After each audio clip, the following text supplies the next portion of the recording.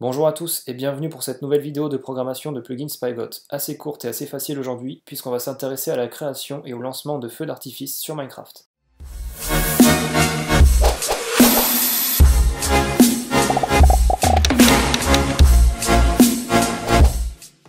Un feu d'artifice sur Minecraft, ce n'est ni plus ni moins qu'une entité avec des caractéristiques spéciales au feu d'artifice. On va pouvoir par exemple définir la hauteur d'explosion du feu d'artifice et les effets qu'on veut pour l'explosion. La seule chose importante à retenir, c'est que chaque fusée lancée peut contenir un ou plusieurs effets de feu d'artifice.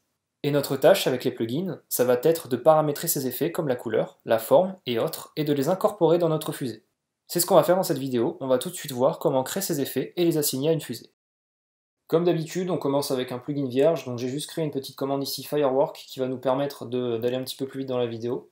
Donc ce qu'on va faire avec cette commande, c'est qu'on va demander en fait un paramètre avec un nom d'effet qu'on aura prédéfini, pour pouvoir l'ajouter à notre feu d'artifice. Alors si vous ne savez pas comment on crée des commandes sur un plugin Minecraft, je vous laisse regarder ma vidéo numéro 3 qui s'affiche en haut à droite de l'écran.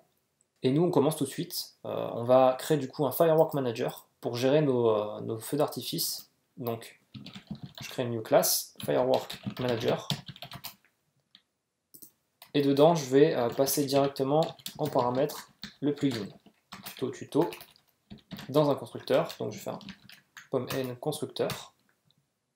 Donc là, il me dit tuto machin. Je vais plutôt le récupérer de la manière statique. Voilà, comme ça, j'ai pas besoin de le faire passer en paramètre. Donc ce Firework Manager, il va nous servir en fait à créer des effets de feu d'artifice, de les assigner à un nom et de spawner les fusées en fonction des noms de feux d'artifice qu'on aura créés.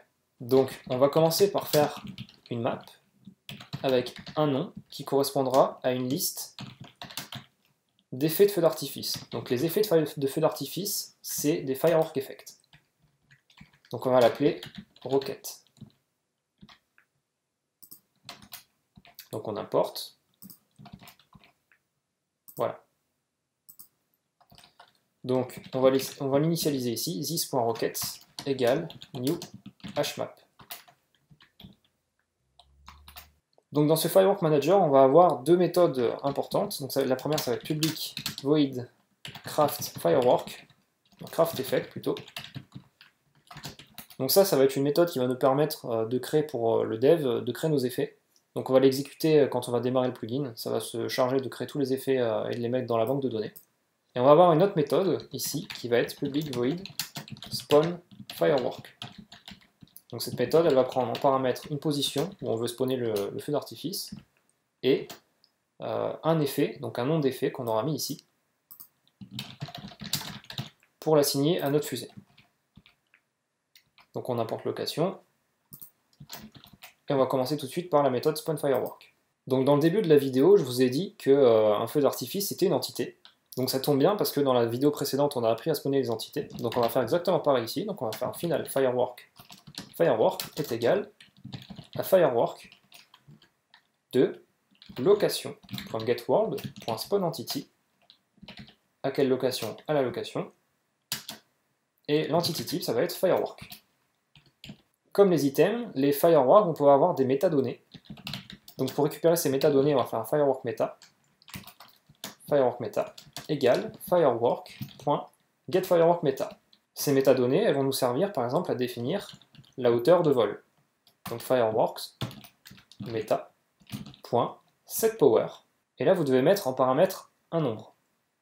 Donc nous, on va mettre 1. En fait, c'est simplement la durée de vol de votre fusée en demi-seconde, sachant qu'une fusée démarre à 1 seconde. Vous n'avez pas le temps 0. Ça explosera obligatoirement à 1 seconde. Donc si vous mettez 1, ça correspond ici à une demi-seconde. Donc en total, ça fera une demi-seconde plus 1 seconde, ça fera 1 seconde et demie. Donc si vous mettez 2, ici ça sera 1 seconde, donc ça fera 2 secondes. Et donc du coup ici, comme les items, on n'oublie pas de remettre le firework meta dans le firework. Voilà. Donc pour ajouter des effets, je vous ai dit, on va utiliser ce petit paramètre name ici pour faire passer un nom d'effet prédéfini qu'on aura créé.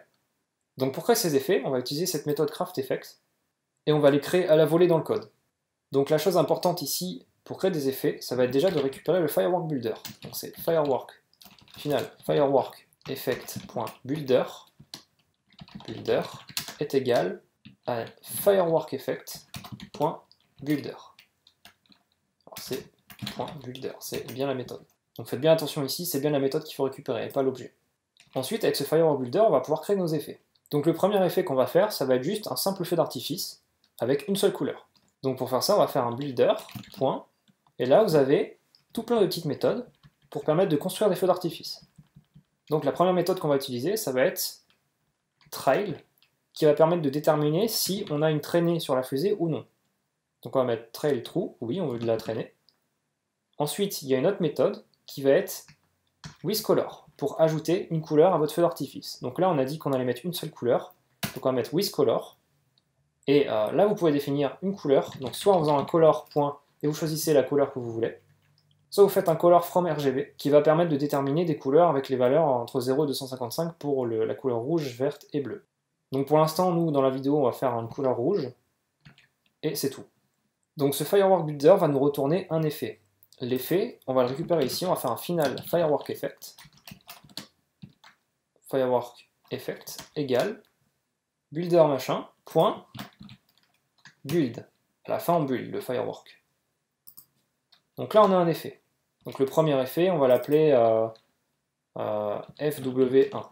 Donc cet effet, on va l'ajouter dans notre petite base de données d'effets de Firework qu'on pourra se servir pour faire spawner des Fireworks. Donc pour faire ça, on va faire un rockets.add, alors c'est .put parce que c'est une map, le nom de l'effet, donc on va dire FW1, donc là vous mettez ce que vous voulez, et vous ajoutez, alors c'est une liste d'effets, donc là on en a mis qu'un d'effet pour cette fusée, mais vous pouvez en mettre plusieurs, mais là comme c'est un seul effet, on va faire un collection.singleton FW1. Voilà, donc ça, ici, ça va être notre premier effet. Ça, on peut s'en servir sur n'importe quelle fusée.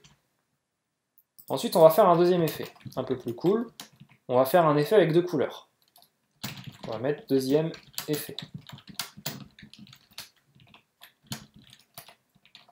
Le deuxième effet, ça va être un Final Firework Effect FW2 égale builder, point, on va laisser le trail.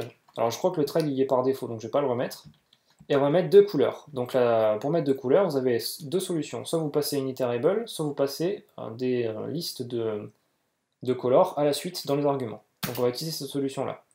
Donc on va mettre une color qui va être color.red, et on va mettre une color.green, pour mettre du vert.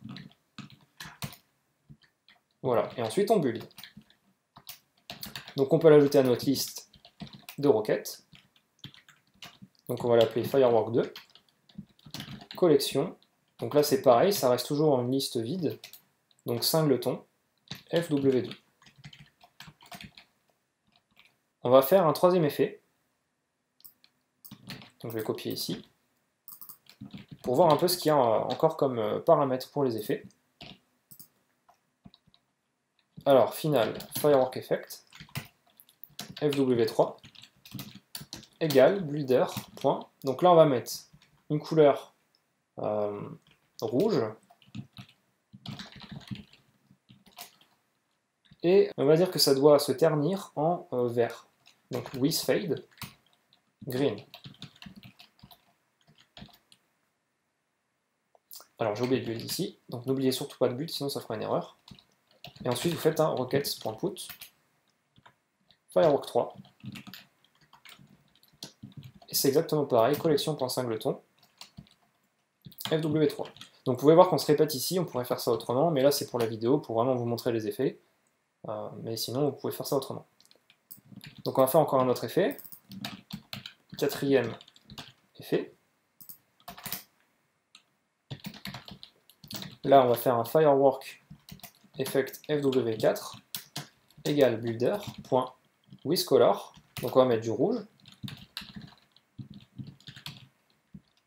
On va mettre du vert aussi, color.green. On va mettre un effet qui va se ternir en bleu, with fade, color.blue.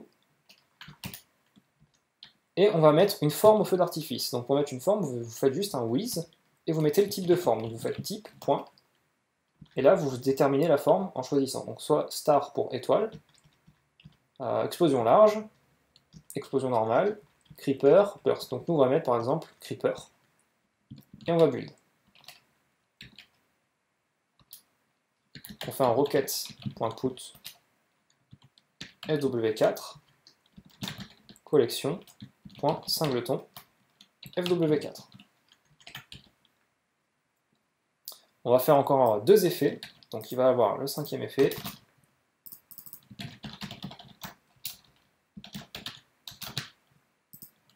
et le sixième.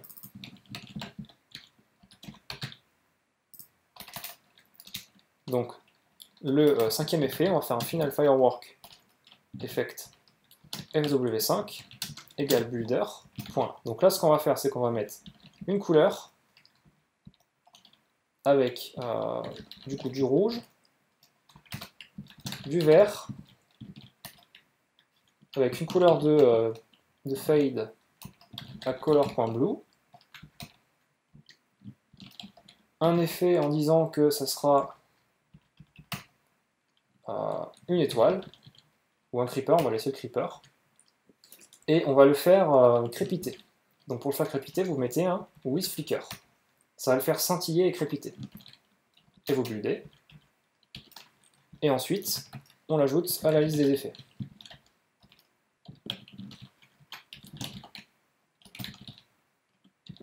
Voilà. Et on va faire un dernier effet qui va contenir plein d'effets en même temps, pour vous montrer qu'on peut mettre vraiment plusieurs effets sur une seule requête. Donc on va faire un final firework effect fw6-1, parce que ce sera la partie 1. C'est builder.withcolor, donc on va garder ça. On va garder exactement le même. Voilà. Et on va faire un autre effet qui va être final firework effect fw6-2 égale builder. Et là on va mettre d'autres colors. Donc on va mettre par exemple du RGB là. Donc with color, from RGB. Donc on doit passer une valeur entre 1 et 255. Donc on va mettre par exemple 140 en rouge. On va mettre 25 en vert et 98 en bleu, par exemple. Ensuite, on va mettre une forme qui va être, donc on va mettre par exemple une étoile. Firework.star. Voilà. Et on va le faire crépiter aussi. Point with flicker. Voilà, donc on build. Hop. Et ces effets, on va pouvoir l'ajouter à notre liste d'effets disponibles pour nos requêtes. Donc requête.put, on va l'appeler fw6. Donc là, ce ne sera plus un singleton parce qu'on a deux effets en même temps. Donc ça va être arrays.asList de fw6.1, fw6.2. Et donc là, il faut le faire en h7. Donc c'est new h7. Voilà. Donc c'était un peu long, mais ça va vous permettre de bien voir la différence entre les effets qu'on peut faire. Donc ces effets-là, en fait, on ne va pas avoir besoin de les recrafter à chaque fois qu'on veut lancer une feu d'artifice. On les aura dans la base de données de requêtes qu'on a ici. Donc dans cette méthode spawn, ce qu'on va faire, c'est qu'on va faire un if. Alors ça va être rockets.containsKey name. Donc si on a demandé un effet qui existe, donc soit fw1, 2, 3, 4, 5, 6, comme on a mis ici. Donc si vous pouvez mettre d'autres noms, hein, si vous voulez, vous pouvez mettre très bien une fusée qui s'appelle Bernard, une fusée qui s'appelle, je sais rien, Jean, voilà, vous mettez ce que vous voulez. Donc si on a une fusée qui s'appelle bien dans le nom qu'on a demandé, alors on va lui ajouter les effets sur le firework meta. Donc on fait un firework meta, point, et là on peut voir que vous avez des méthodes pour récupérer les effets et pour ajouter des effets. Donc on peut lui passer un iterable, donc on fait un add effects, et là on va faire un rockets.getName. Voilà. Donc ça, on va ajouter les effets qu'on a prédéfinis dans notre base d'effets dans le firework meta, qui lui-même va être ajouté dans le firework. Donc voilà, on a quasiment fini, on a juste à régler notre petite commande ici, pour dire ici qu'on attend un argument, donc si args.length est égal 1, donc si on a un argument, Si celui qui envoie la commande c'est un joueur, parce qu'on va avoir besoin de récupérer sa position, donc if sender instance of player, on récupère le joueur,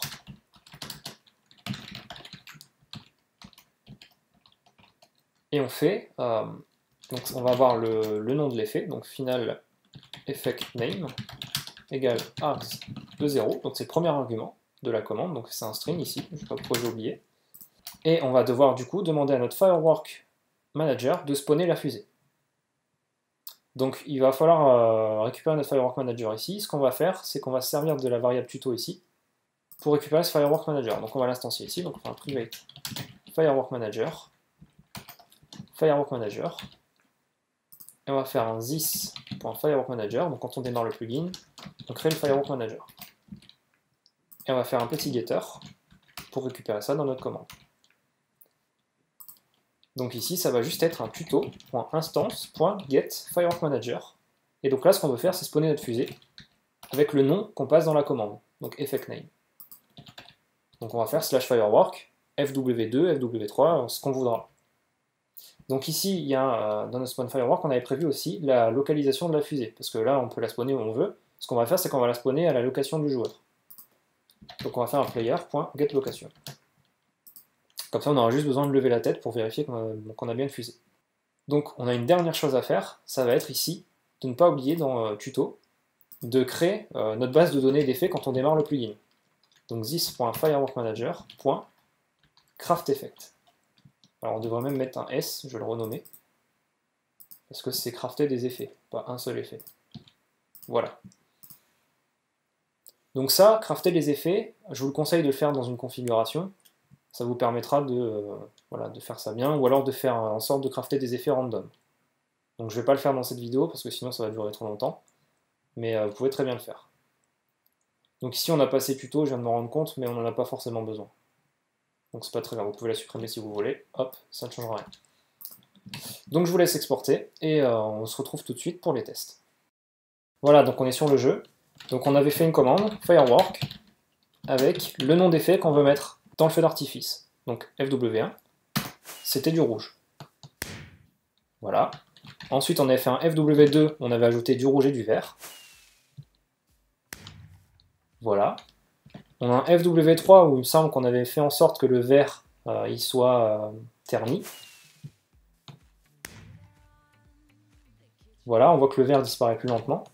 Ensuite, on avait un FW4 où il me semble qu'on avait mis une tête de creeper avec un effet bleu. Voilà. Un FW5 où il me semble qu'il y a des crépitements. Voilà. Et un FW6 où on avait mis deux effets en même temps. Voilà, une étoile et un creeper. Donc je vais le refaire parce qu'on l'a pas bien vu. Voilà. Voilà, c'était une vidéo assez légère aujourd'hui. On peut faire pas mal de choses avec les feux d'artifice. Je pense notamment à la fin des mini-jeux, vous avez souvent des feux d'artifice pour annoncer le gagnant. Moi, par exemple, pour mon serveur, il est prévu que je développe un système de spectacle d'artifice en utilisant des fichiers de configuration. Et ça va très vite à coder, hein. D'ailleurs, vous pouvez essayer de le faire vous-même. En tout cas, j'espère que la vidéo vous a plu aujourd'hui, même si c'était assez court. Si c'est le cas, je vous laisse mettre un pouce bleu, vous abonner si c'est pas déjà fait. Et je vous dis à la semaine prochaine pour une autre vidéo. Ciao!